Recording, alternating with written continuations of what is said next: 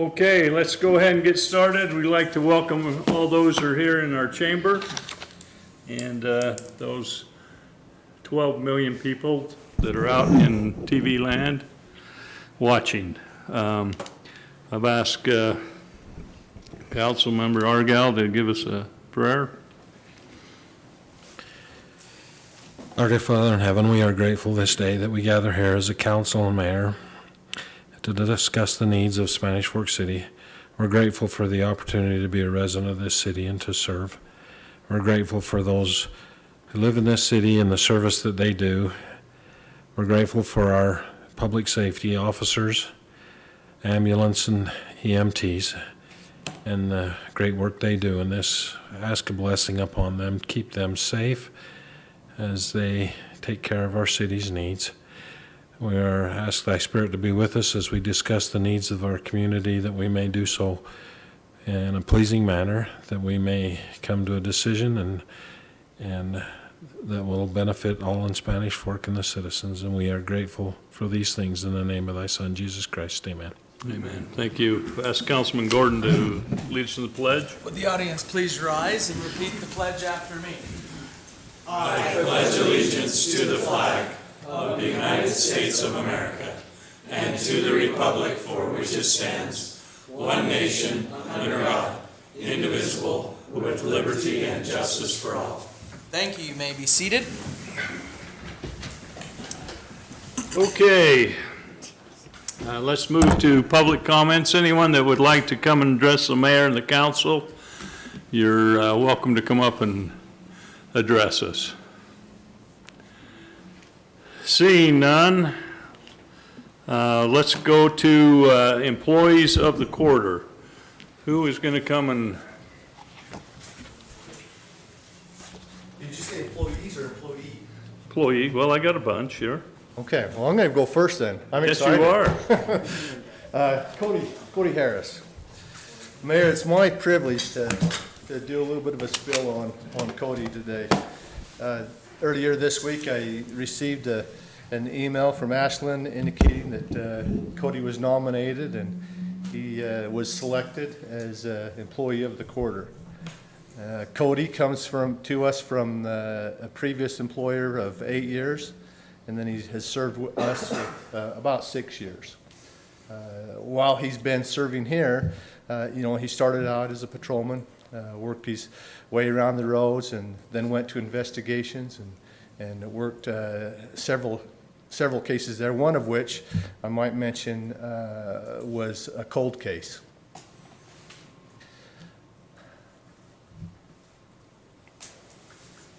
Cody diligently worked that case, and many others, but took that case to a successful conclusion, and was very instrumental in getting the case put together after 30 years of being stagnant to a place where it was fresh and people could follow the clues and the investigative leads to a successful conclusion in the courtroom. Very successful. Cody is one of those guys that as you see him and greet him, he can give you the handshake, he can give you the smile, he can give you the ear to listen, the hug to help you, the person that you'd want of course he's a little bit older than maybe my son would be, but he's the person you'd want your son to be. He's that caliber of a guy. He is now a sergeant. I don't see any markings on his jacket here. I just wanted to see if you were paying attention. He's out of uniform. We're going to have a talk about that later. But he's one of our sergeants now, and he is mentoring our other officers to be an officer such as he. I'm very grateful that he chose to work for Spanish Fork. He is an asset to the community, to me personally, and certainly to you, Mayor and Council, as an officer for Spanish Fork City. Great man. Has two great children here with him tonight. Do you want to stand up and say, tell us? This is my oldest. This is Alexis, and my youngest, Cooper. He forgot his name there for a second. Well, listen, I want to call him other things because he's got sports. And then my middle daughter's not here. She's working at Cow Ranch. So, Madeline. Cool. But he's a great father, too, as you can see. Awesome. All around great guy, so. Thank you.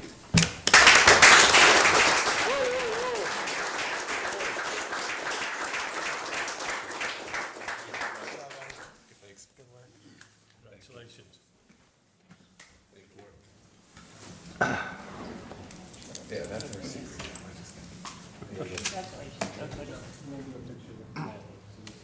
All right, who's up here next?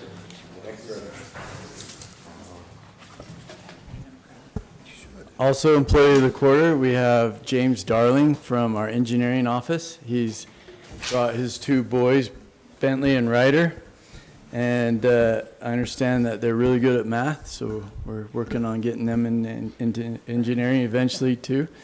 But James came to us, worked for us for a couple of years, and then we became what is called a phase to MS4 City, which means we're going to be subject to a whole bunch of regulation about our stormwater. And the penalty of failure for not following that regulation, exactly right. Some cities have paid up to 6 figures in fines when audited. And so we knew a bit about how hard James worked and how good he was at following up on things. And so we put him in charge of that. And at first, I was kind of concerned about this program and us not fouling it up.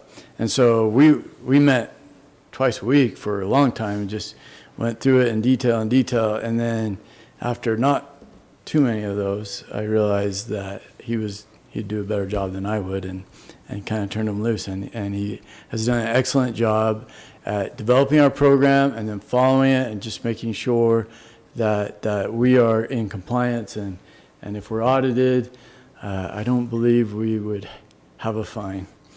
If we did, it wouldn't be much, and it probably wouldn't be our fault. I just remember you telling me not to send you to jail. That's right. You've learned well. Wait, that's the penalty? This goes to jail. Yeah, so that's a great accomplishment. So another thing about James is, though, he's just so great to work with. Everyone loves him, and he makes the office a fun place. And because of him, we're so much better. And so we really appreciate him. I'm excited he got this. He deserves it. I've voted for him many times getting up to this point. And so, anyway, congratulations.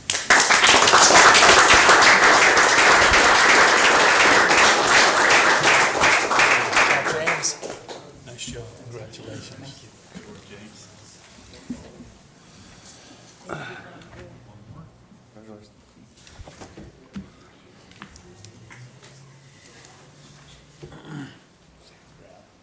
All right, we got one more.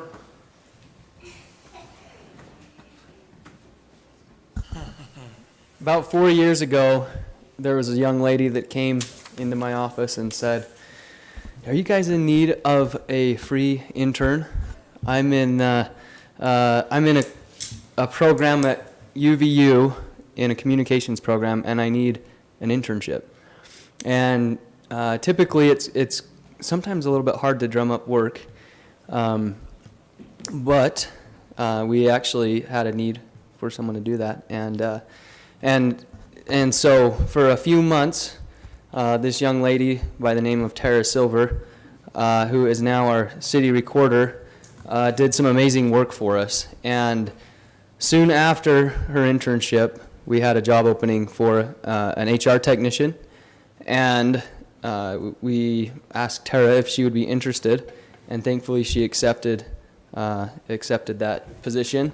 And now, only a few months into it, April, I believe, is when she started as recorder.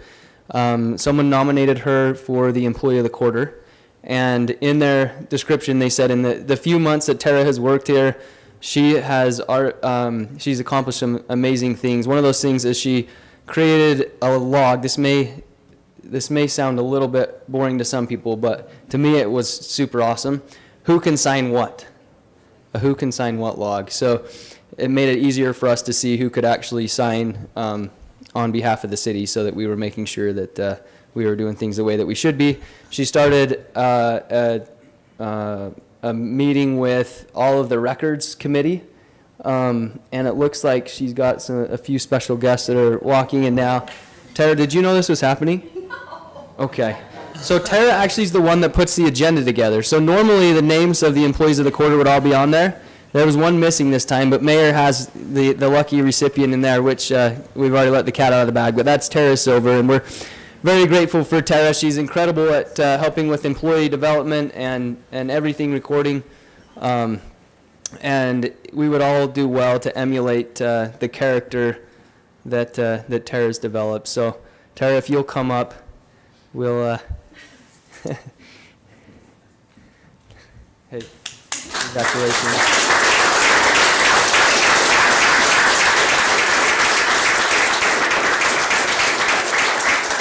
You want to say anything? It wasn't on the agenda, just so you know. She's stressed out about that. No, I love my job. I absolutely love it, and I learn something new each day. Today, or a week ago, I got a box full of records from UVU from 1897 regarding Spanish Fork City, so I'm going through those, and I love that kind of stuff, so I'm excited. Thanks, awesome. We're glad her family made it here just in the nick of time, so they're here. So those employees of the quarter, if you'll come up, if you want to bring those family members that are with you, you're welcome to bring them. We'll get a picture with all of you, with the mayor and council in the back here. So, yeah. Can that work? You come in front of it? Right in. We'll just get all of them in there, yeah.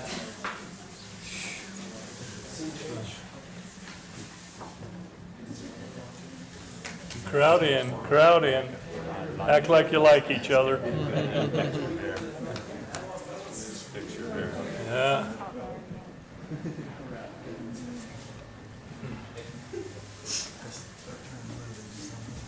Can you get all those? I can do it. Sure, Nick can do anything. All right, here we go. On 3, 1, 2, 3. Okay. Congratulations. One, exactly. I'm like,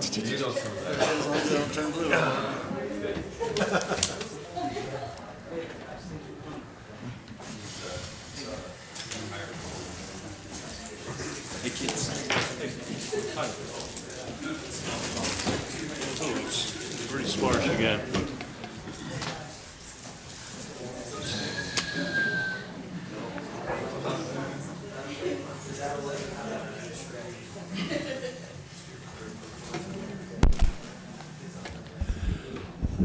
Got it. We've got some great employees that work here for the city, and what's special about each one of those people that won tonight, that was all voted on by their peers and cohorts, so that makes it even more special, and we appreciate all the work that they do for the city.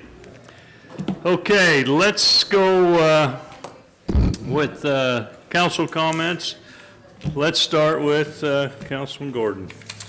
Thank you, Mayor. I want to congratulate those 3 individuals, and what a lot of you didn't see was some of their family. You did see here, but fellow employees, fellow police officers coming to congratulate each other. That's really neat to see that kind of camaraderie and support of each other. We are in good hands, as the mayor just said. The only other thing I wanted to mention was I am wearing my I voted sticker, and encourage everyone, as they have their ballot arriving at their home, should have already arrived, to please do your due diligence, exercise your right to vote. I would encourage you to do that. Find out about the candidates. There's great individuals that are on the ballot to lead in your city and make important decisions. So I would just encourage you to vote. Mayor, that's all I have. Perfect. Councilman Mendenhall. Thank you, Mayor. Yeah, I could echo what Brandon said. We have great employees, and that's cool to get to honor them and see them support each other like that. The political season underway. Just a couple of events that happened last week. Sure thankful for the American Legion asking the candidates to come speak, that we went there. I find it ironic in political speech, you always hear somebody, well, a candidate, it's always a tagline to say, hey, I'm gonna fight for your rights, you know, and when you talk about fighting for rights or fighting for anything, you don't think of politicians being very good fighters. I think it's Chief, I think he left, I hope he's still out there, but the last time I was in a fight was the 3rd grade against Kate Harding, and I think I beat him. So, yeah, so make sure. I like that plan. I think I could do it now. I move. Yeah, second. Okay. No, not on camera, but no, Kate and I were good friends. I don't know that we ever really fought. Maybe arm wrestled or something. But to sit in front of veterans and talk about fighting for rights and everything, I mean, it's just kind of humbling to see those some of those greatest generation that really did do some fighting for our freedoms and the right to vote. And so it makes you take it all that much more serious of exercising that right to vote, because you're in the presence of some of those men and women that really did sign up for service and protect that right. So remember to do that. If you haven't done it already, you can drop it off November 2nd to a ballot box over by the Senior Citizen Center, or just drop it back in the mail when you can. The Senior Center invited us as well for a Chamber of Commerce Meet the Candidates event. So if you haven't seen that yet, look for it online. There's plenty of links out there, so you can get educated on who the candidates are, what they stand for, what they fight for, what they'll fight for, but not really, just what their stances are and how they'll best represent you. Speaking of that, just wanted to give a shout out to Councilman Marshall. I had a meeting that I couldn't get out of, but this is really what local public service is about. And I've been saying this to a few people that have asked me political questions over this campaign. And it's been, hey, what's your stance here? What's your stance there? Sometimes that gets into what's your stance on national political events of the day, when in reality, all we do is worry about our neighbors and our friends and our community here, and that's what we have control over, and really that's what touches most of our lives every single day. A day last week, it was just that. It was a principal and some parents concerned about where their kids go to school and some traffic issues up there, and just kudos to Shane. He works in his day job way up north, Utah County, but made time to make sure and meet the principal and some parents and look over what their issues were. So I couldn't make it, but credit to you for doing that. That's what public service is about locally. It was reported to me after that. They sure appreciated his time, his energy, and his insights into helping them out with that local issue. So that's all I have, Mayor. Great. Councilmember Beck. A couple of things. Right now, the library is relabeling every single book to prepare it for the move across the street. And so this Saturday, the Youth City Council will be there to help. They're looking for additional volunteers, so if anyone's listening to this and maybe even has an hour or two one afternoon or evening on a Saturday, they could use the help, and you can just call down to the library and schedule that time. And then the Fiesta Days Committee is excited to announce the theme for 2022. It is somewhere to be proud of. And the committee is we're going to have our public information officer put the following out, but I kind of wanted to get it out there so people could listen or start brainstorming. You are going to be invited to submit the logo or design this year. And we have come up with a couple of fun prizes. So if you are one of the winners, all logo ideas and designs submitted become the property of Spanish Fork. The designs may be modified, but the winning entry or entries will receive their choice of 4 rodeo tickets, good for a night of your choice, and Fiesta Days t-shirts. So it's going to be a fun way to reach out to our community and see what we can get back with that theme. Again, it's somewhere to be proud of. And then I think do we have another council meeting before Halloween? No. Okay, then I better just announce that the trick or treat on Main Street will be on Saturday, the 30th. I believe it's from 1 to 3. Does that sound right? So right here on Main Street, usually there's a couple thousand kids, so it's a lot of fun. That's all I have. Right. Councilmember Marshall. Thanks, Mayor. Like Councilmember Mendenhall said, I did spend a bit of time out on a corner watching traffic with the principal, and it was very eye-opening. And I would invite anybody, if they want to have a chat about traffic, to reach out, and I'd love to do it. It was a good time. Oftentimes, there's not a lot we can do about it, but I think there is, in this case, something we can implement, at least in the short term and definitely in the long term. So we're looking into it, and I appreciate the opportunity to sit out there. In my private work, I work for a company that's been working on a transit study in southern Utah County called South Valley Transit Study. There will be a public meeting held on Thursday. Dave, you want to give us some specific? There it is, right there. So we have this information on the city's website if anybody wants to be able to follow the link to the meeting. And the basic gist of what will be discussed that night is what's called a locally preferred alternative. So it's the locally preferred alternative in terms of how, in the next many years, to improve transit service to Spanish Fork and south of Spanish Fork. For about the past year, UTA, working with an engineering firm and the cities south of Provo and Utah County, have discussed different ways to, like I mentioned a second ago, just over time improve people's access to mass transit.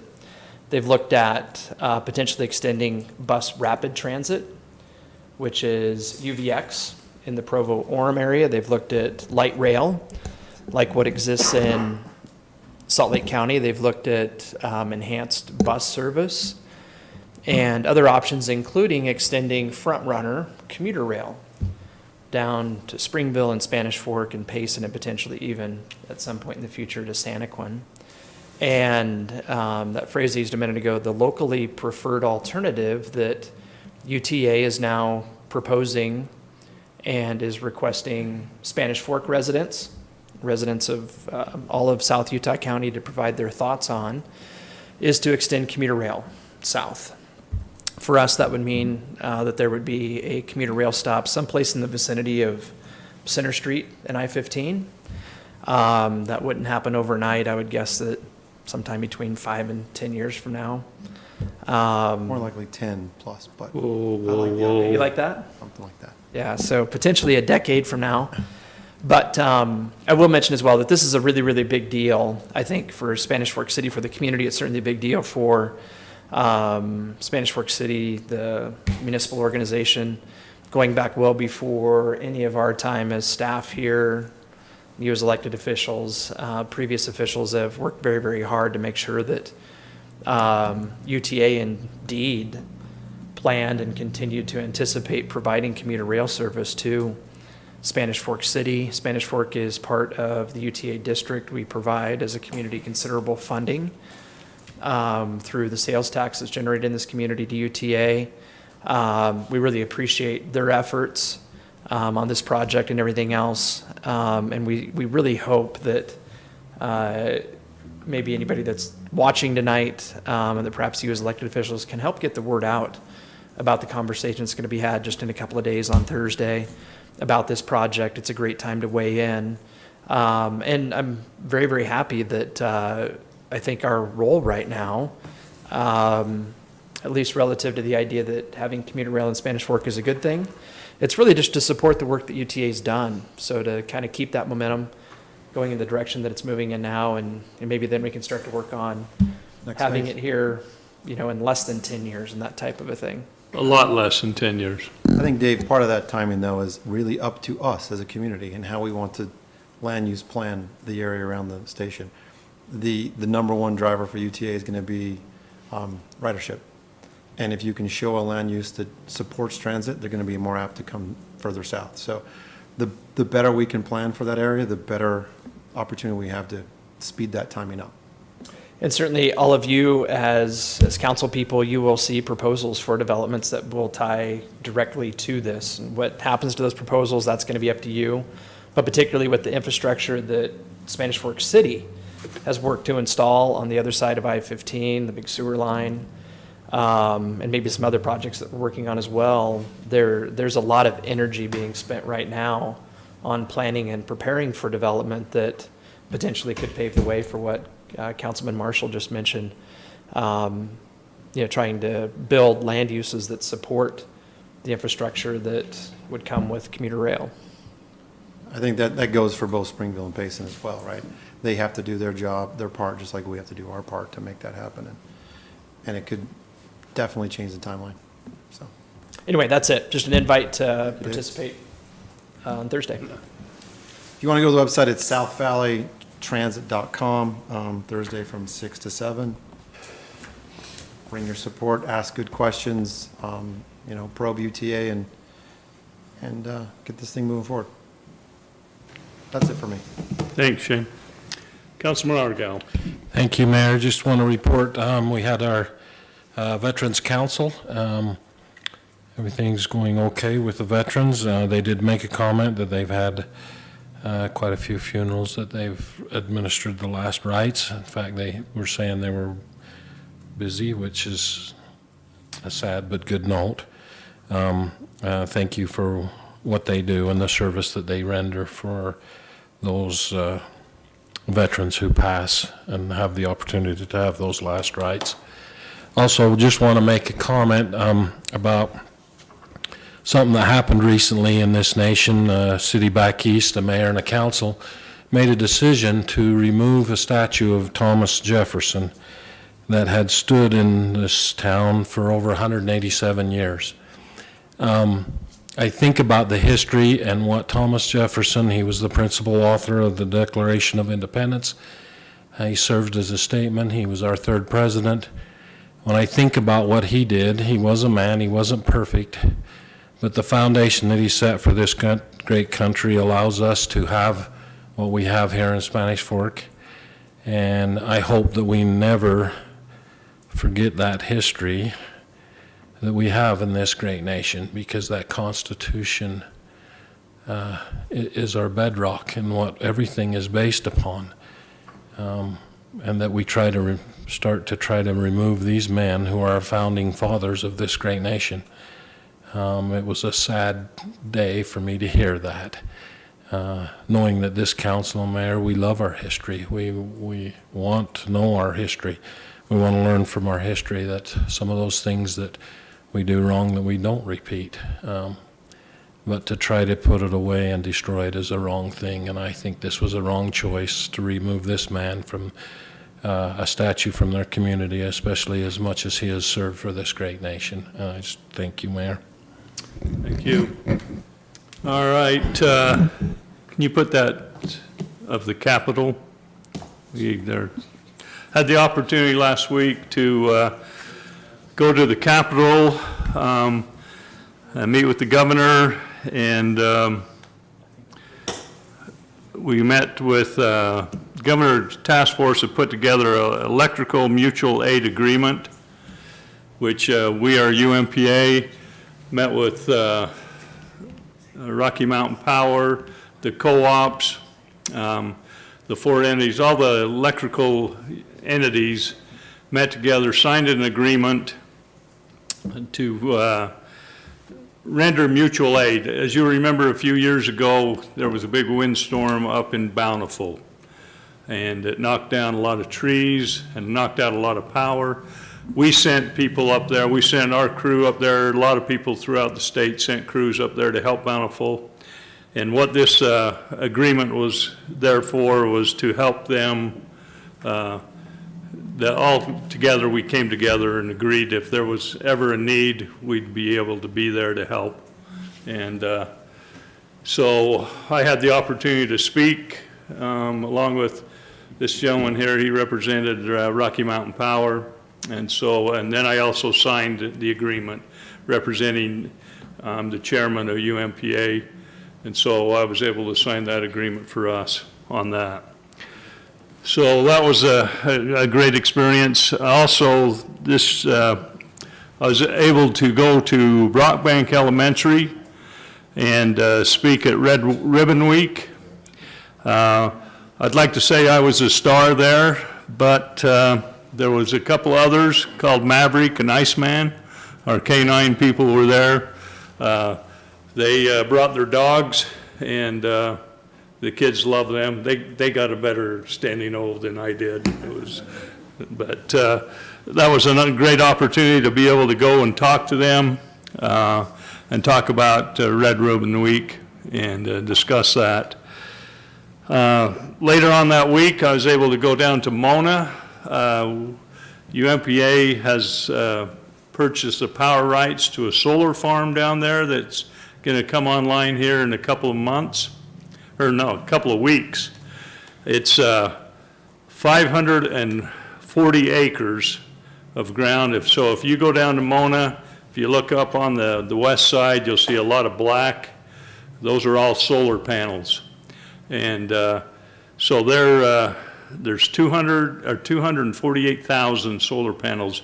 And what they'll do is they'll follow the sun and generate 80 megawatts of power that'll be available to our agency, plus what we don't use we'll be able to sell off. And then, if you can get the last picture. You can't? Oh my gosh. Let me see if I can send this to you, because this is the one that, well, you know, you told me to send them to your email, so I did. All right, see if you can get this one, if that comes to you. All right, if not, don't worry about it. So when I was down to Mona, I was, they had reserved a little diner there to have lunch for us after our tour. And one of the ladies there working, they saw that I had my Spanish Fork gear, and she said, well, I've got a relative in Spanish Fork named Thora Shaw. And I said, well, that's my relative. I said, well, I'm Steve Leifson. She said, well, I'm Brenda Leifson. And I said, well, I'm the mayor of Spanish Fork. She said, well, I was the mayor of Fayette, Utah. So there you go, right there. We had two Leifsons that are mayor in Utah, which was unreal to me. So I've never met her before. She's on that side of the family that, no, that's all right. I don't know much about. But she was the former mayor of Fayette, and so that was kind of cool to run into someone there that was another Mayor Leifson, so it was kind of cool. All right. Can I amend my comments, please? I blew it. You blew it? I did. It's for a good cause. All right, well, maybe I can do that maybe in the meantime. So this week, our Spanish Fork Community Theater is putting on a show called The Foreigner. It runs for the next 5 days. Get out there and get to it. The tickets are on SF Tickets? SF Tickets? City Tickets. SF City Tickets. That's Yep. what you said. What he said. Yeah, it's down at the high school. Go see it. Should be a good show. Okay, Blew it.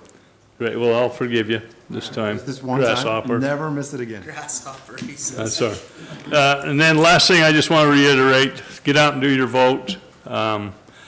It's vital and important that your voice is heard.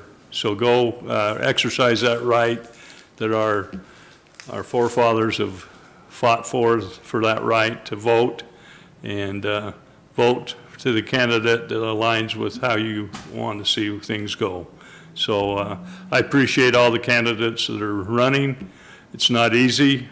I'm just so glad that after 16 years, I don't have to do that anymore. So it's great. You know, I can sit back and watch this one. So, but thanks for all those who are running, and good luck to those candidates. All right, let's go to move into Spanish Fork 101. Speaking of voting. You gave a nice segue to that, Mayor. Yeah. Gosh, I have some good pictures. All right, so I'm glad you all mentioned the elections, because yes, we have the elections coming up November 2nd. So I just wanted to go over a couple of things, make sure everybody's aware of all the dates that are very important for the elections. So we go to the next one. There you go. All right, so first I want you to know that Utah County helps us with our elections. So you can go to elections@utahcounty.gov, and you can see at the bottom it says election results. That's where you can find the results. But it also says, how do I vote? When do I vote? Where do I vote? It even says up top what, and that you can go look there and look at the candidates. It will have a list of who is in your city, and then, of course, Spanish Fork. And then if they have a website, the candidate has a website, it will take you to that website as well. So check out that website. Also, the ballots went out this last week, so look for those. But the important dates are that you need to register to vote by the 22nd of October. Then by the 26th of October, you need to request a ballot. So if for some reason you didn't get a ballot or you need a replacement ballot, it was ruined or it was lost or whatever, by the 26th you need to do that. If you're going to mail your ballot, it has to have the postmark of November 1st. If you're going to put it in an election box, you can do that at any time. We encourage that. And then on November 2nd, the day of the elections, you can go to the Utah County Vote Center at the fairgrounds, or you can put it in an election box. And then I just wanted to go over this. I get calls on this every year, and since I've done it one time for the primary, it was a lot. So I circled in red the proper way you're supposed to fill out your ballot. You're not supposed to have any other marks anywhere or put your initials or put your name anywhere. And then also, if you do make a mistake, let's say you've decided you were going to vote for one person and your significant other said, no, we're not voting for that one. I don't know. You change your mind. You actually cross it out, and then you circle around the whole name of the new person that you want to vote for. And then on the next page, you'll see that little sticker that Brandon Gordon showed us that he voted. Oh, Mayor's got it too. Nice work. That is where you get your sticker. I always have people call me and say I didn't get a sticker that I voted. That's where you get it. Don't throw that away. If you do throw it away, we have stickers here that we can give you as well. So just come see me in the recorder's office. If you'll go to the next one. All right, make sure that your ballot is in the envelope. We've had a couple of people send in envelopes without ballots. There's a little hole. See that little hole? If you can see through it, your ballot's not in it. Just double check it. And then we talked about last time how some ballots got thrown out because either there wasn't a signature. So here is where you sign on the envelope.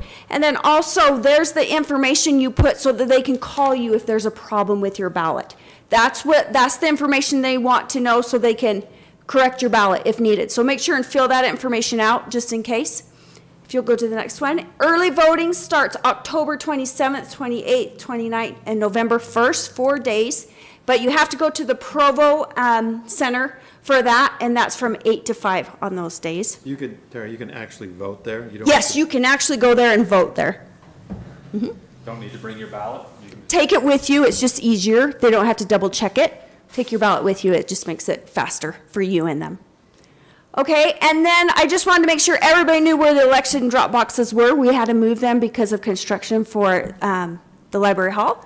So if you're heading down west on Center Street, you're going to see the senior center off to your left, and you can see I've circled, it says drop boxes right there. Perfect, thank you. And go to the next one. That's just a close-up, make sure everybody knows what it looks like. And then you're going to turn into the parking lot, and here's our election boxes down here. Go to the next one. Just giving you a real close-up, make sure everybody knows it's on your driver's side. And then there's the election box. If you put it in the utility bills box, it will not get to them, but we have someone who looks in that box every day just in case, and they'll put your ballot in the election box if it ends up there. But just make sure that you put it in that election box. It just makes it easier. Obviously, we're a vote by mail, so do it now. Don't wait. Just do it now, and we can get those counted faster, and we don't have to wait for results as long. And then we have the day of the election. Like we said, you can go to the fairgrounds and you can take your ballot and vote, or you can just show up and show 2 forms of ID and you can vote there as well. So, And then here's just all those election dates. If you have any questions, give us a call or talk with elections@utahcounty.gov. And then for 16 and 17-year-olds, this was kind of exciting. I didn't realize this, but they can pre-register to vote. Obviously, they won't vote, but they'll already be in the system, and they can just vote when they turn 18. So might be a good option for people. Thank you. Thanks, Tara. Thanks, Tara. Appreciate that. Okay, consent items. Motion to approve the consent items. Second? Got a motion by Councilman Gordon, a second by Councilman Argal. All in favor? Aye. Any opposed? Okay. Let's go ordinance A04-21, proposed J6 annexation. Mr. Mayor, thank you. The subject property in this case is really close to the end of the runway on the north end of the airport. It's just a little bit to the east of that. 90 acres altogether. The council accepted this proposed annexation for further study a couple of months ago. Since then, we've been through the formal processes that are required in terms of providing notice of the annexation proposal, and relative to giving people an opportunity to share their thoughts during a protest period. The different timeframes and noticing requirements have been satisfied. Since that time, the Development Review Committee and the Planning Commission have both recommended that this annexation be approved, and that Industrial 1 zoning be assigned at the time of annexation. There is a lot going on in this part of the community. Sunrock is building their new home just a little bit to the south of this, on the other side of the road there to the east. There's considerable infrastructure being developed in concert with the Solid Waste District and some other folks that are looking to potentially develop also a little bit further to the east of this property. And we really see this site as being in the path of future development, and it's feeling more and more like that future is now. So personally, I really believe that this is the right time to act on this annexation and to annex this property and to zone it for industrial development. And that is indeed the recommendation that we have tonight. Okay, we'll go into public hearing. We might have a few questions after. I'd entertain a motion to go into public hearing. So moved. Got a motion by Councilman Mendenhall, Second. a second by Councilman Beck. All in favor, say aye. Aye. Anyone from the public like to come and talk about this proposal, annexation, please come up. State your name and you get a whole 3 minutes. I won't take 3 minutes. I'm Okay. Clayton Rackham with the development group GWC Capital, and we, just to echo what's been said, we're excited about the development that's happening in this area.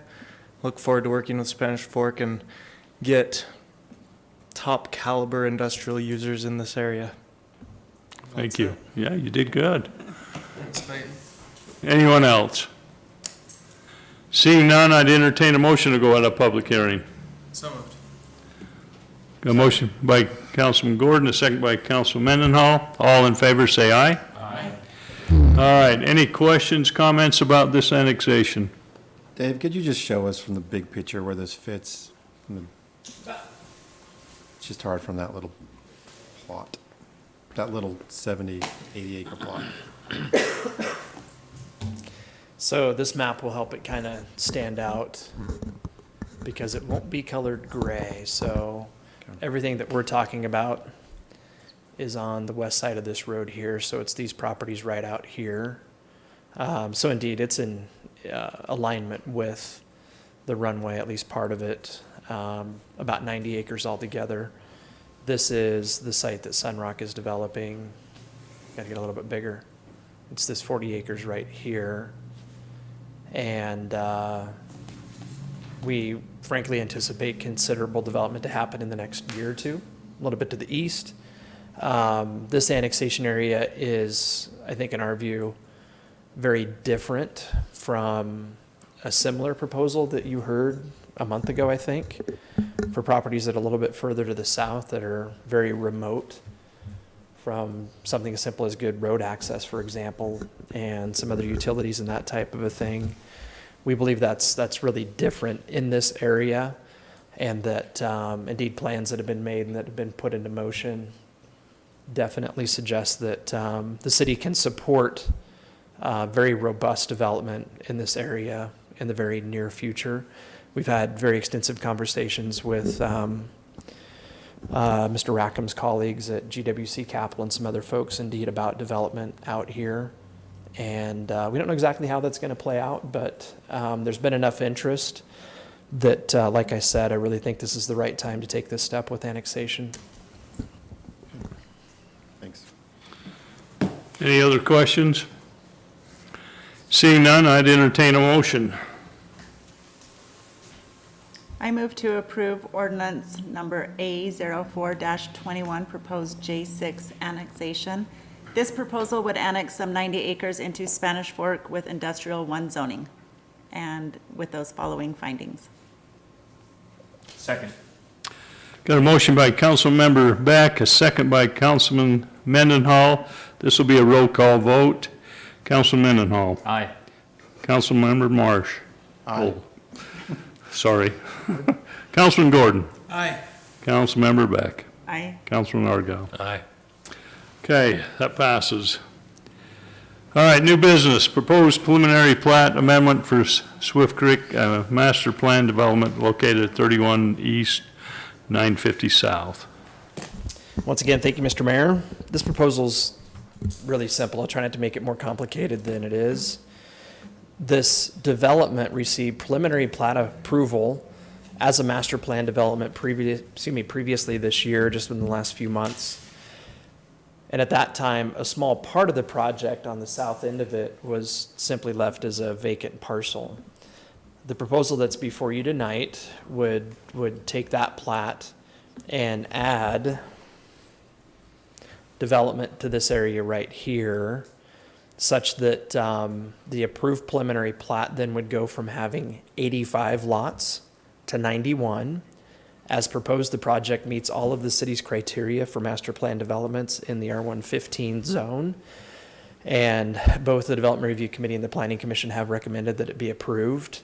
You might have noticed that we as staff are suggesting that you consider 2 findings to base the approval of this on, and that we have a lengthy list of conditions there as well. I believe that a number of those have already been met, but I guess my suggestion would be perhaps that if you're inclined to approve the proposal tonight, you simply do it based on the findings and conditions as described in the staff report. Okay, any questions or comments?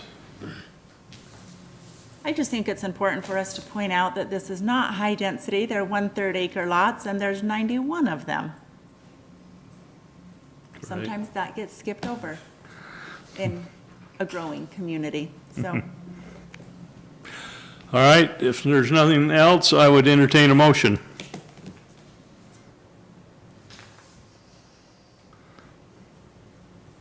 Let's jump at once. I move to approve proposed preliminary plat amendment for Swift Creek, a master plan development located at approximately 3100 East, 950 South in the R1-15 zone. The proposal would allow for the creation of 91 residential lots based on the following findings and subject to the following conditions as called out by Dave, the DRC, and the Planning Commission. I'm not going to list all 10 of those. Is that all right? That works. Second. Got a motion by Councilman Mendenhall, a second by Councilman Gordon. All in favor, say aye. Aye. Any opposed? All right. A roll call? Not on that one. On new business, action. huh? Yeah, not legislative action, just. Not legislative, so we're okay on that. Okay, proposed modification to master plan development approved regarding setbacks. On you can pronounce it. Again, thank you, Mayor. And again, simple proposal. I don't want to make it more complicated than it really is. So I will, first of all, identify the site. This is the American Leadership Academy. This is the Old Mill Estate subdivision right here. This is the site of the Escala Townhomes. Lennar, as the applicant, received approval to build a combination townhome and single-family home development on this site previously this year. What's proposed tonight would not change any of the lot sizes, would not change the siting of any townhomes, doesn't increase the number of homes that would be located in the project or anything of that nature at all.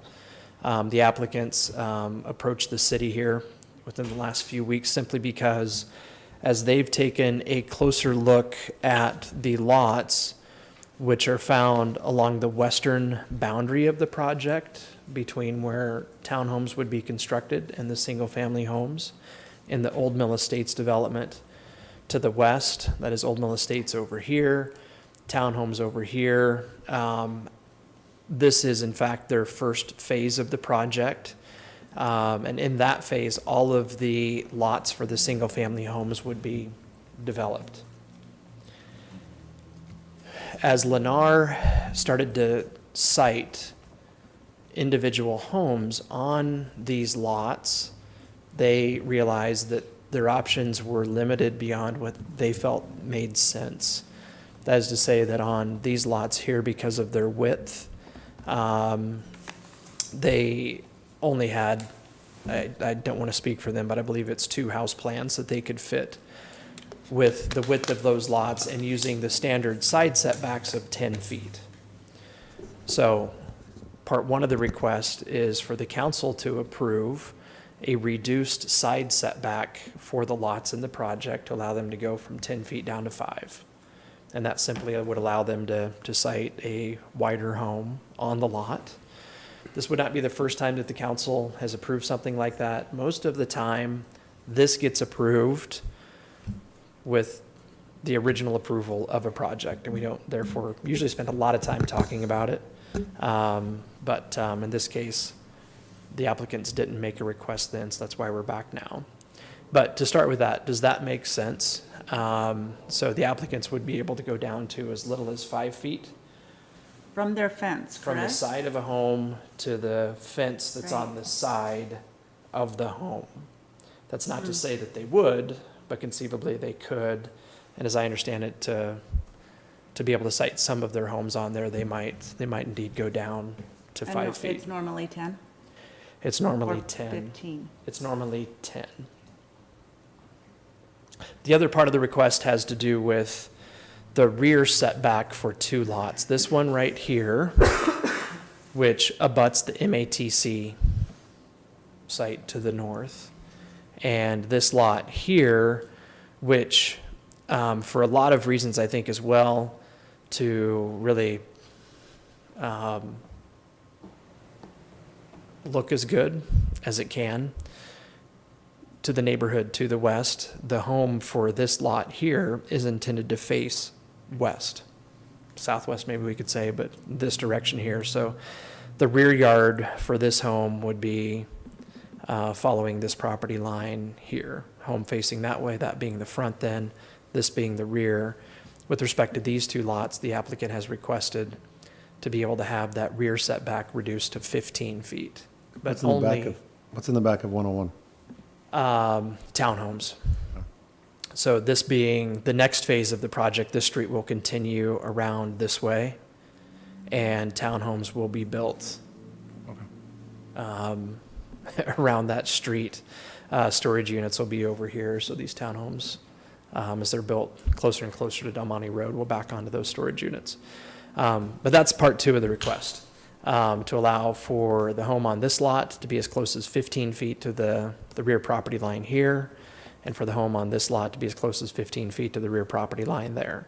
Typically, we would say, I think as staff, that that's too tight for lots of this size. In this case, I think allowing this applicant to do that gets the type of home that I think most people want to see built on these lots, able to fit on these lots.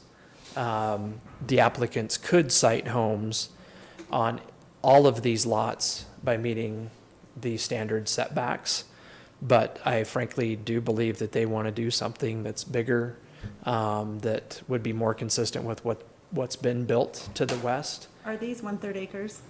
These are not, and maybe Nick, Quarter? if you can zoom in. And Yeah, there we go. let's say we didn't approve it, what is another option? To take a lot out and make the lots a little bit bigger? That could be an option. I think at this point, the applicants would have to request that. I don't know that we could compel them to do that at this point. The smallest lot's 7,400 square feet. The largest one's 97. Got an odd one that's 10,000. big. You got a big one that's 21,000 square feet. So about a 1/4 acre? No, the majority are less than a 1/4 acre, closer to a 1/5 of an acre. I feel like that's really cramming houses on there, putting it 5 feet next to the fence. We have done it before. It's happened before, and frankly, I think it gets mixed reviews. Yeah. I really do. And I guess that's maybe where I want to leave it. And let me say this, for me, this was the most important thing, because I believe the depth of these lots was a big deal to the neighbors to the west. They did not want homes right on top of their backyards. So we are not suggesting in any way that the backyard, that is the required minimum rear setback for any of the lots that back onto Old Mill Estates be reduced in any way. Right, but I look at it too, is that you can look out your backyard and the houses then would only could potentially be 10 feet apart. So I that, don't love it. yeah, maybe I'll just summarize real quick and get out of your way. I think it's a question of, would you prefer to see maybe a little bit wider lot? I'm sorry, a little bit wider home, a little bit bigger home on these lots, or to have a little bit more space between the homes? And I think that's subjective, and it's entirely up to you guys to decide what you'd prefer in this case. Is this the same amount of lots that they came here requesting from the beginning? There's no more lots than what? No more lots. The lot lines, as we're seeing here, have not changed at all. It's the same. It's simply about getting a bigger home, a different product. That's it, yeah.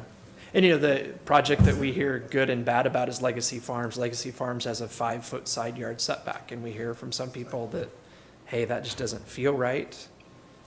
Other people feel differently. Can you even fit a car in a Absolutely 5? not. No. So that just, And we have it on Center Street too, across from the high school. That strip of homes along there, they're 5 foot. Yep. I'm not aware of a situation where the city's approved anything less than 5 feet as a side. No, you don't want to go any less than 5. You get to a 0 lot line, which they do have those, which then you're really slamming them in there. thanks, Dave. Got it. Thank you. Questions, comments?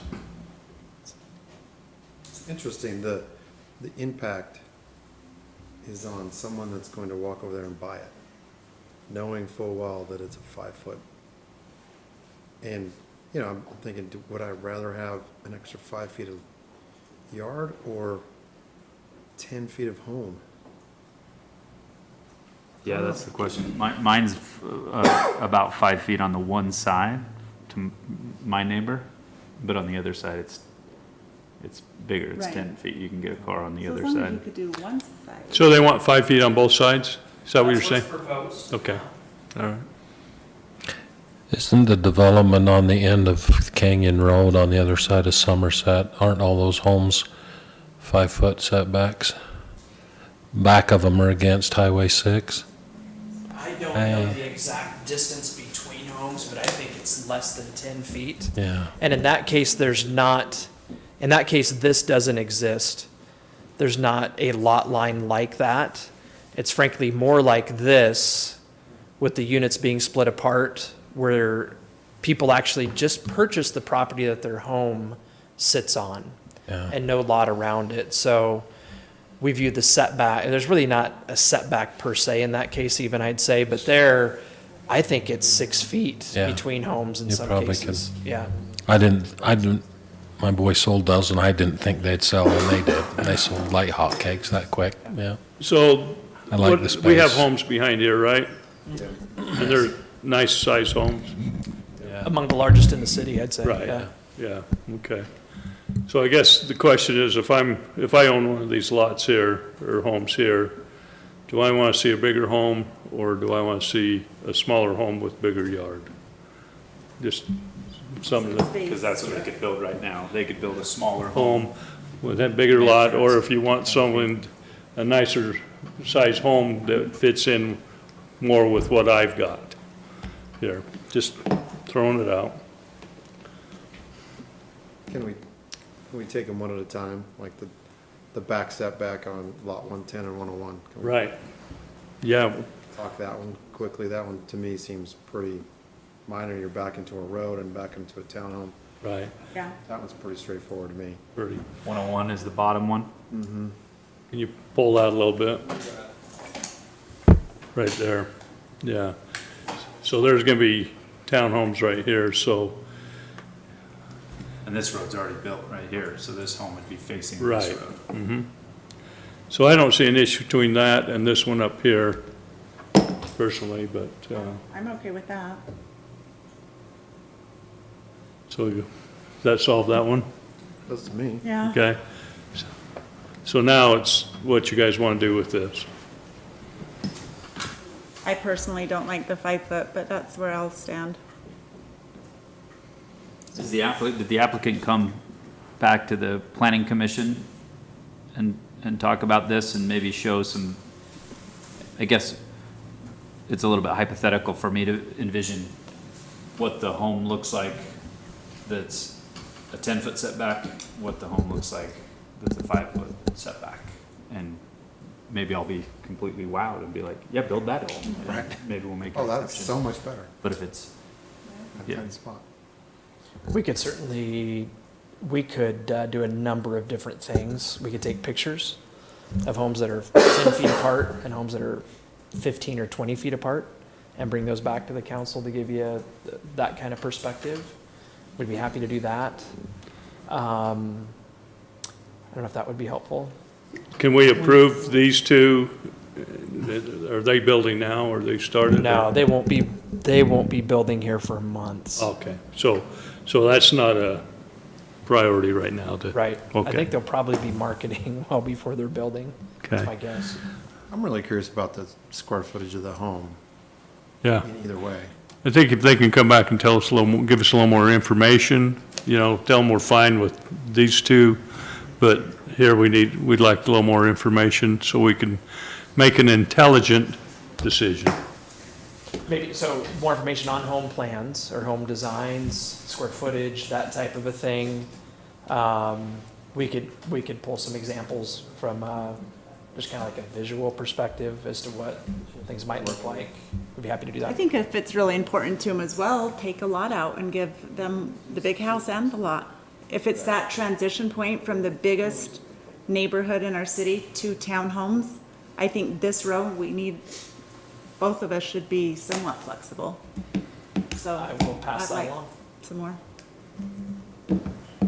Okay, Okay. got marching orders? I think so, thanks. Okay, perfect. All right, let's go to Resolution 21-23, amending annexation, filing fees, and power hookup fees.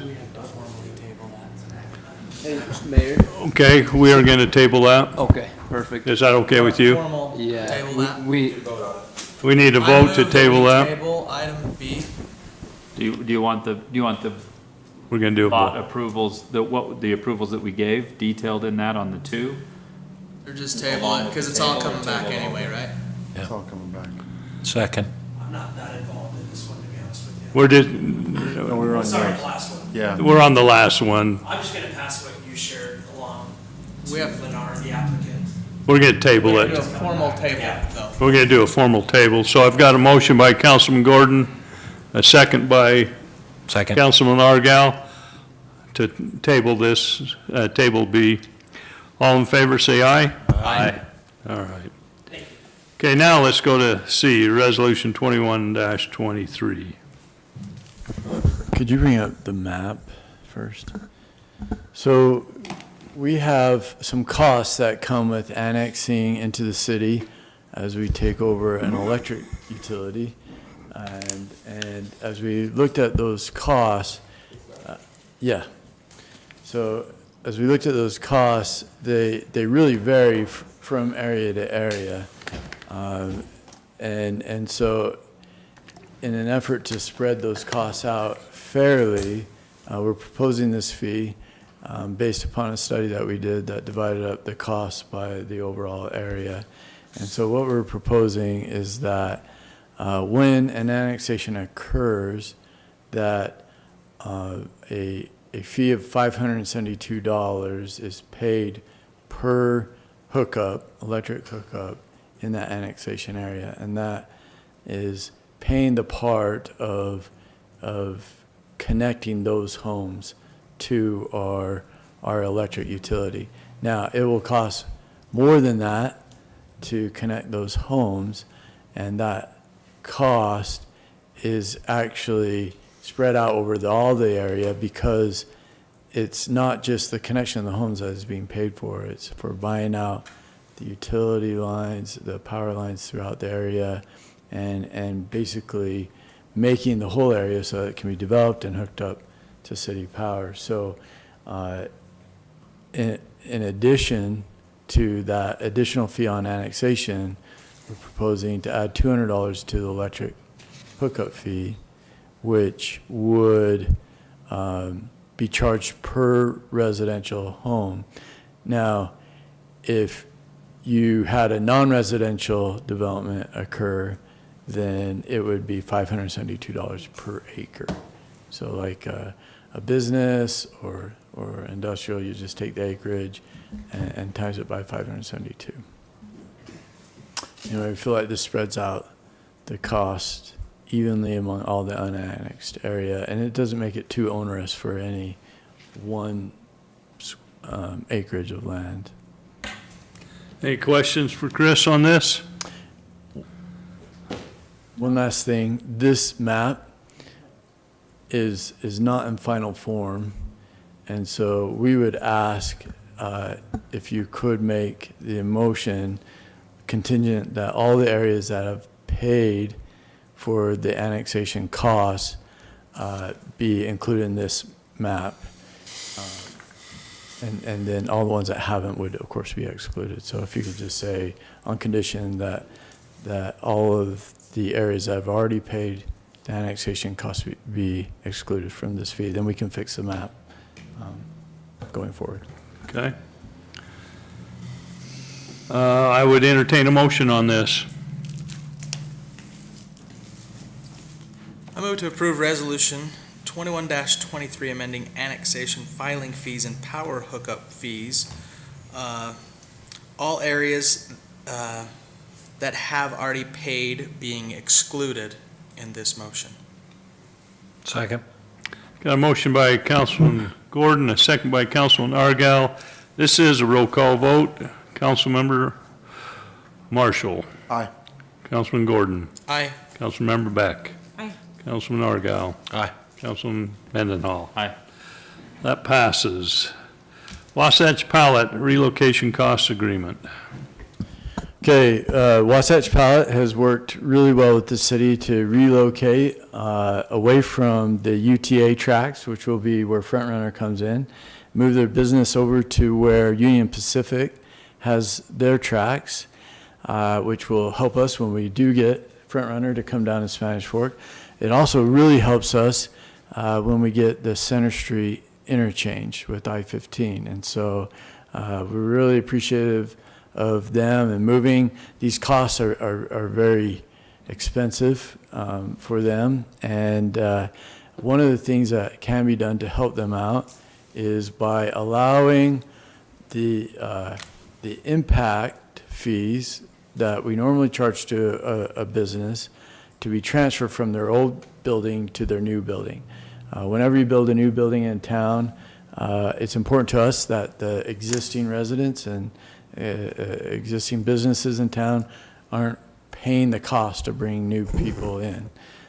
They need to buy into the utility infrastructure, and the way they do that is they pay an impact fee. This is the impact that my house or my business is going to make on our road system, on our sewer and our water systems, and so they pay that fee. Now, if you leave that building and someone else comes in, we don't charge that fee again. That fee goes with the building, and normally you don't transfer that to another area of town.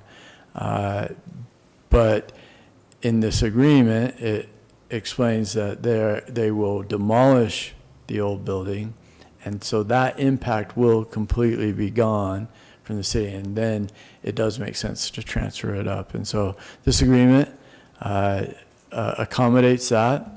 It also accommodates the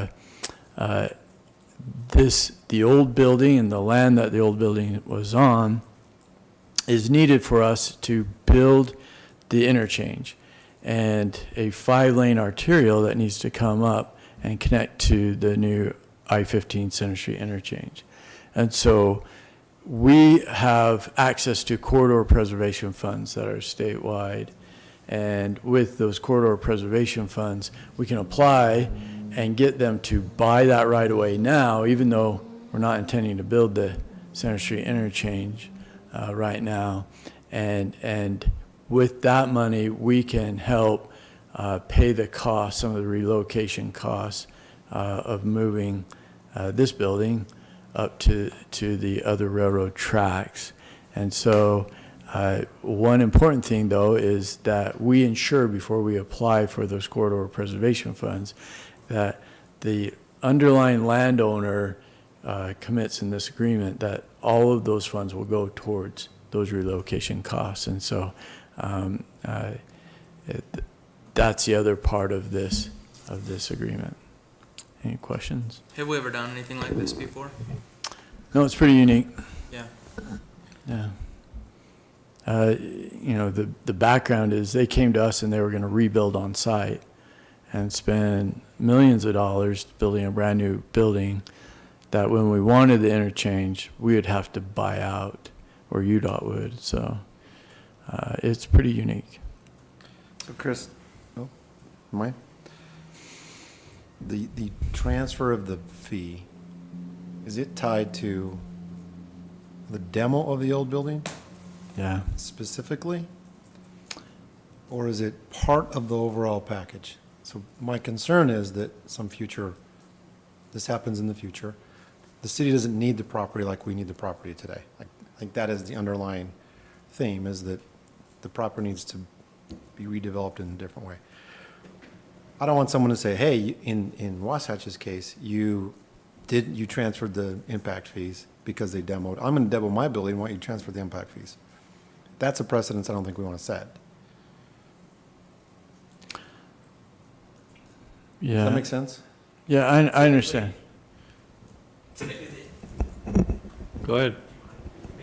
We mind. Go ahead. Generally speaking, I'm trying to think if there's a time when we've looked at this differently other than what's being proposed tonight. We credit people towards impact fees for new uses of sites that have previously been used. Okay. For whatever utility capacity they already have. It's like if they have a 2-inch water line, 2-inch water meter, and they want to go to a 3 with a new use, then we just charge them the difference, et cetera, et cetera, et cetera. Okay. And I think that would always be the case. So I'm not sure if that helps at all. What's the difference here then? Well, Chris can describe it better than me. It's moving. Yeah. The credit's moving. Yeah, it's, Okay. they're just moving to a different part of town. Like if you demoed the building and built a new one right there, you would still get that credit. Okay. We just have never done it where it moved across We haven't treated it town. by business, we treated it by property. Yeah. And I So think even if also. it was a precedence, not a big deal, because it's fairly consistent if they built in place. Yeah, the city's not being harmed here. It's going to be pretty unique Right. as well. And then I'm also thinking of maybe an example of when we've given an incentive to keep a business in town, similar type. Yeah. We're basically, we're valuing, when we discussed it before, to me, it seems like a great opportunity to to help a business that is helping us, if you will. Well, and I think in the other, on this is kind of unique, we get rid of that railroad spur. Yeah. Which we have to if we're going to have that on-off ramp on the end of Center Street. So it's vital that we do this with that in, another thing in mind with that. Also, MAG's already approved funding for some of the on-off ramp there, monies, and along that corridor. They did that last 2 weeks ago. So this is on their radar, and I think this is a good use of it. I'm very supportive of the whole thing, and I think it's good that we found some creativity to make it all work, because it's vital for that interchange, no question about it. I just didn't want to set a precedence. I like tying it to the spur being moved, and that's the reason we need to do all of this, Right. as opposed to, you know, because they're demoing something, they're gonna get credit somewhere else. I like just tying it right to the rail line. That's why we're doing it. That Right. makes it unique. It's never gonna happen again, Exactly.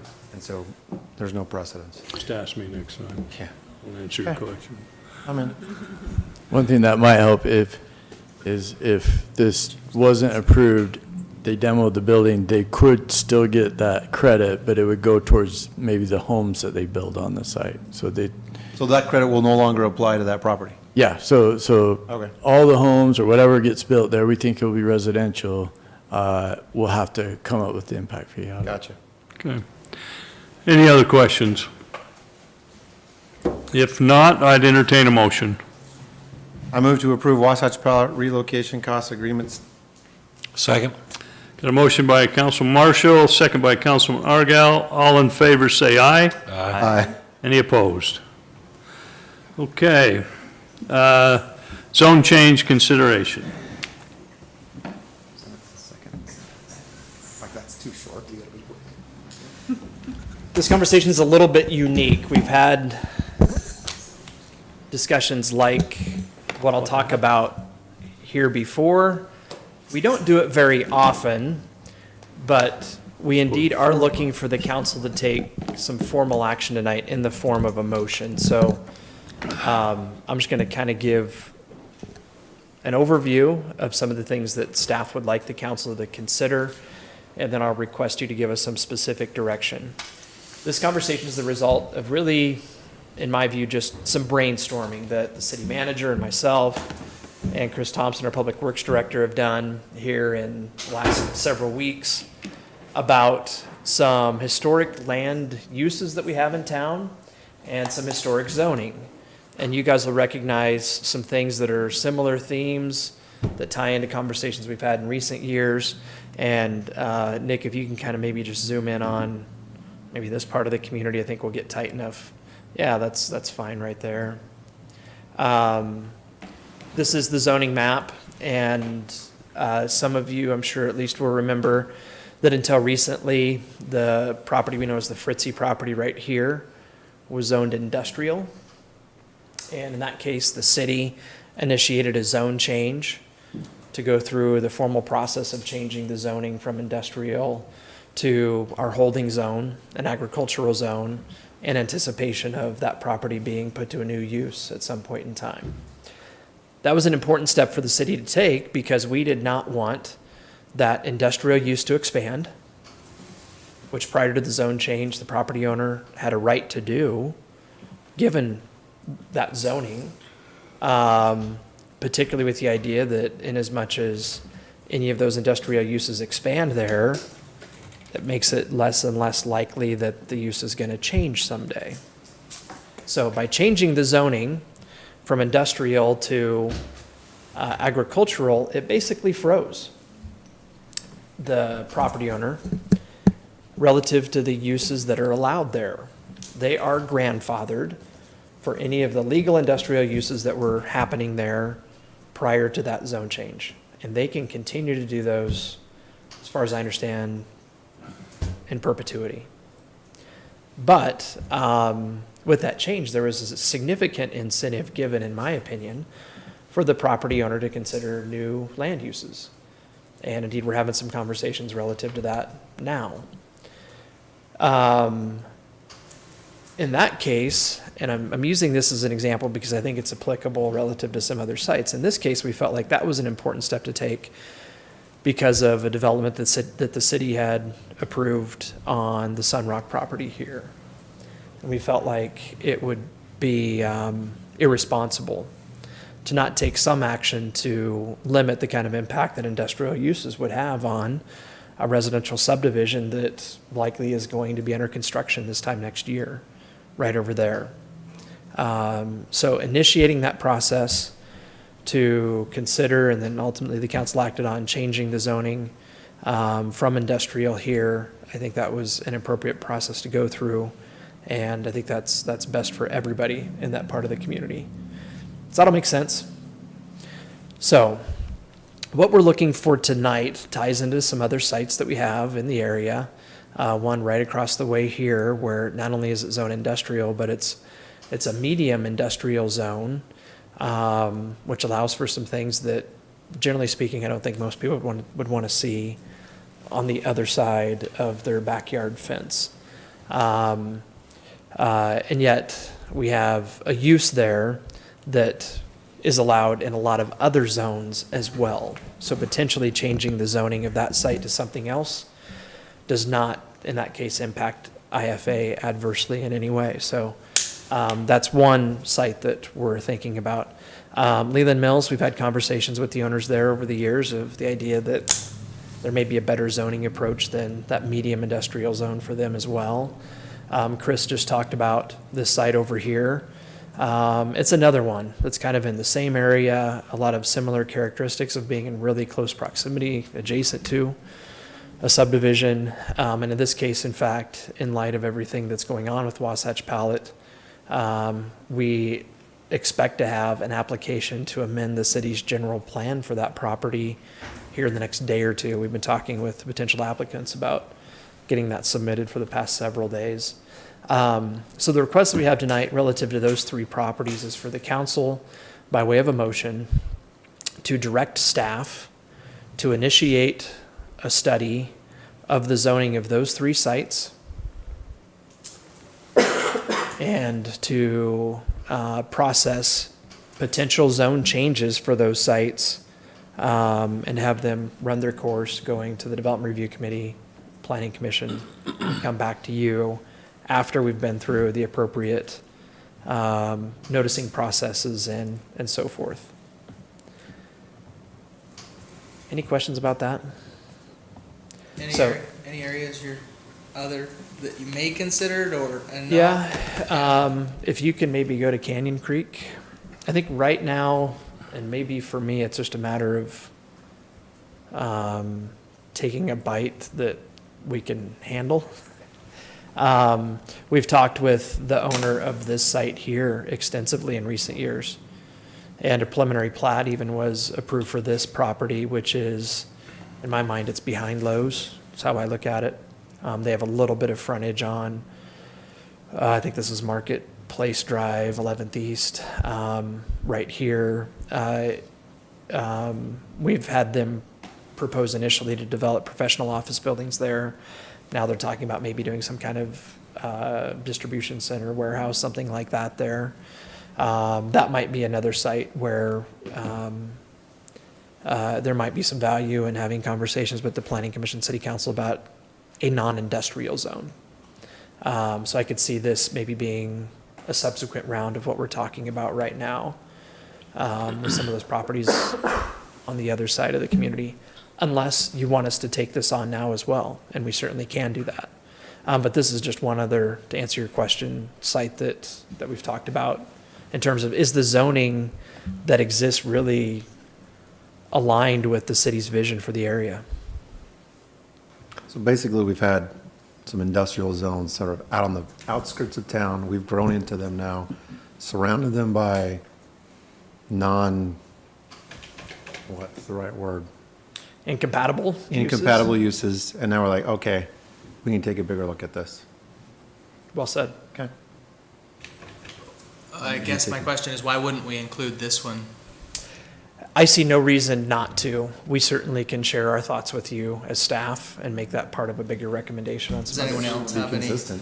Yeah. Is that enough, or you got too much, or will that clutter things up And by I don't know that we leaving need that to off? be specific as to sites even.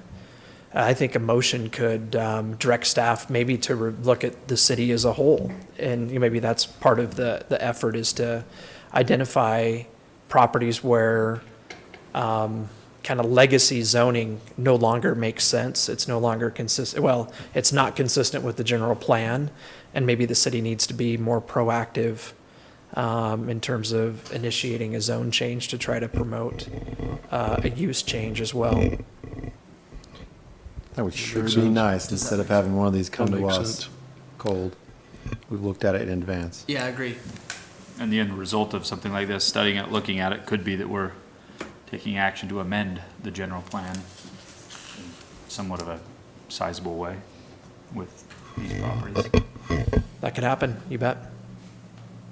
So you need a motion to stay A with. motion, and that could be phrased, for example, I think, to direct staff to study potential zone changes and to initiate the process to consider those zone changes. Okay. Anyone want to take a stab at that? Go for it. I'll give it a shot. Oh, thanks, Shane.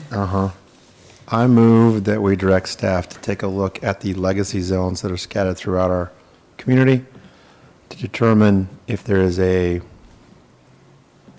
better use, a more consistent use of, or a more consistent zone for those areas.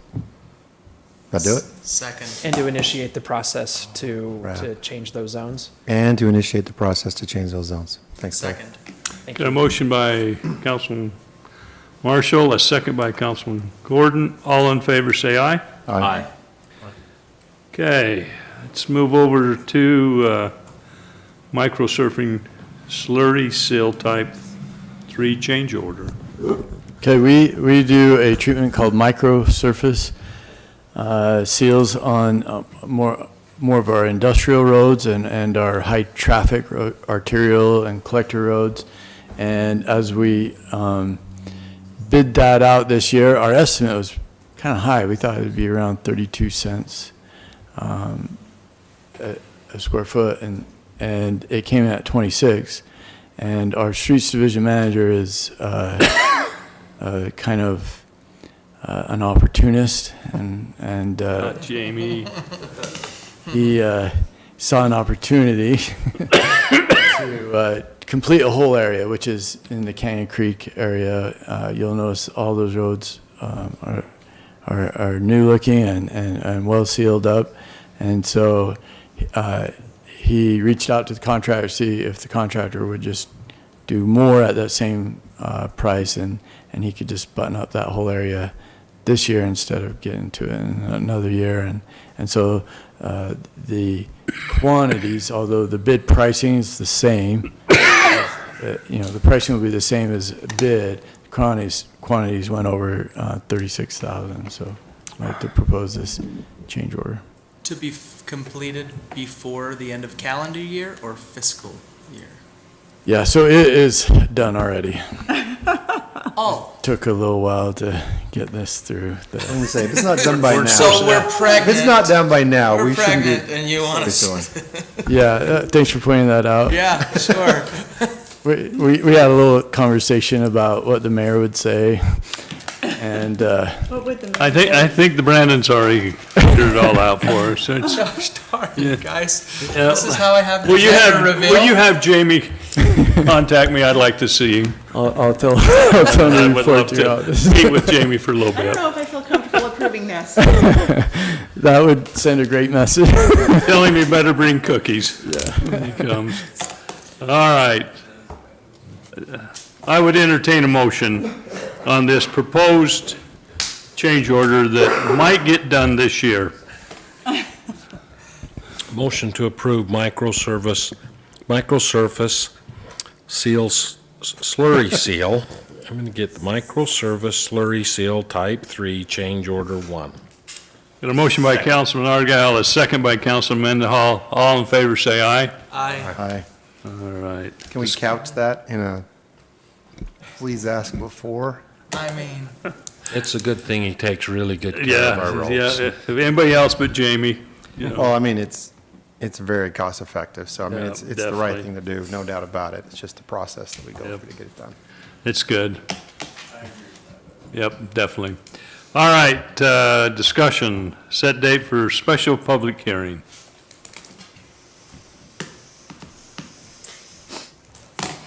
Last one. Once again, thank you. And again, we're looking for some direction. And also, this originated with brainstorming. You're well aware that for the past several years, we've been talking about the river bottoms. More recently, we've been talking about a specific approach that potentially could be taken in the river bottoms to accomplish some of the things that were identified in a vision project that I'd even say is still underway to some extent. The process that we've been through has been lengthy. I don't think necessarily anything has been rushed, but myself, city manager, city attorney, we all feel like we need to chart a path forward, at least to some next steps. So for the past several weeks, we've been available to have some conversations with interested parties about the program. We'll continue to do that. I think next week we have another one of those kind of conversations scheduled. And certainly there are some very helpful comments that have been provided. There are some issues that have been raised that have been good to get input on. But yet we haven't had any type of a formal public input process yet. And in my opinion, this is a special situation. It's a special project. And we'd like to be able to communicate with people about what at least the next step in the process looks like.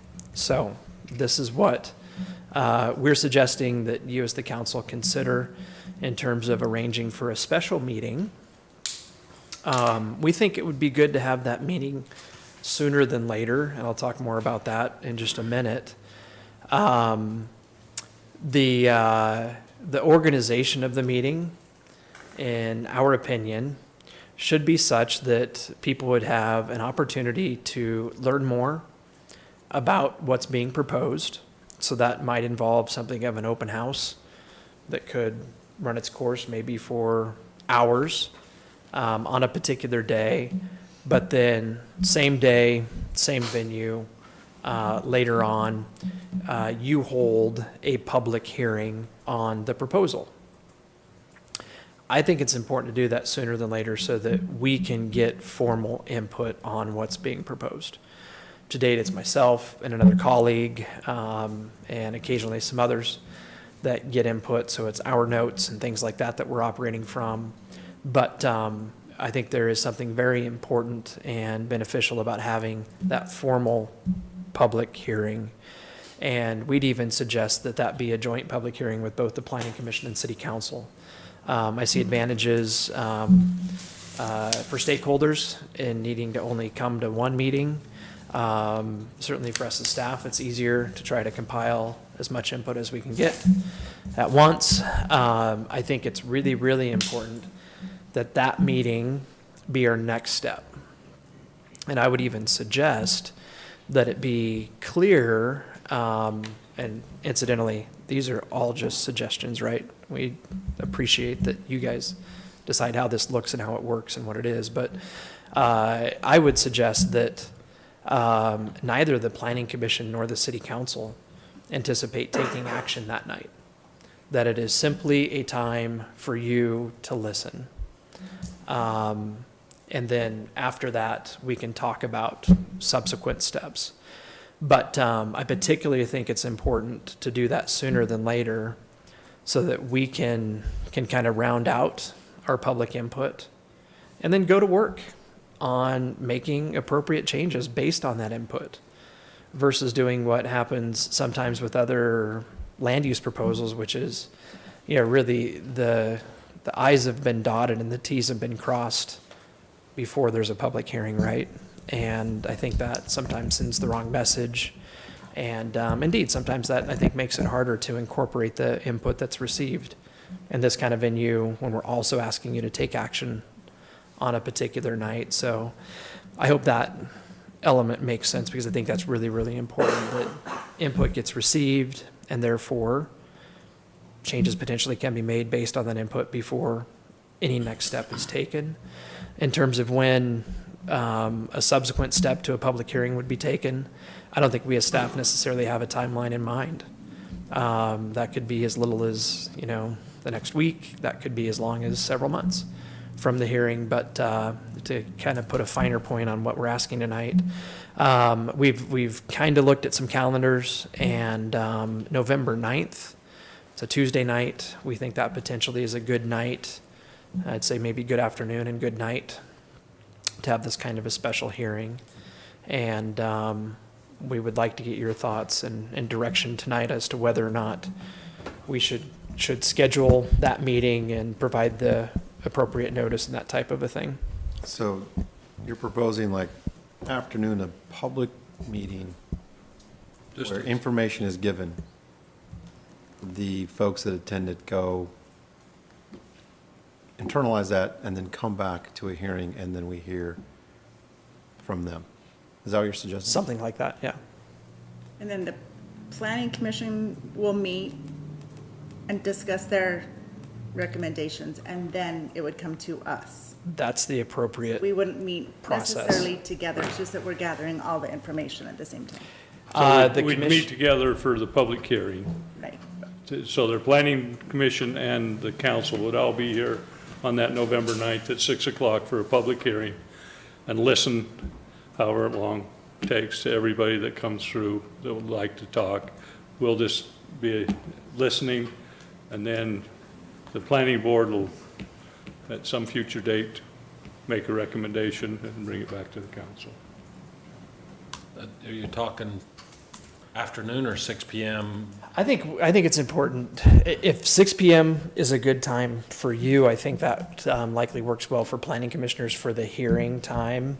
Yeah. We might start the open house at 3 o'clock, might be 4 o'clock.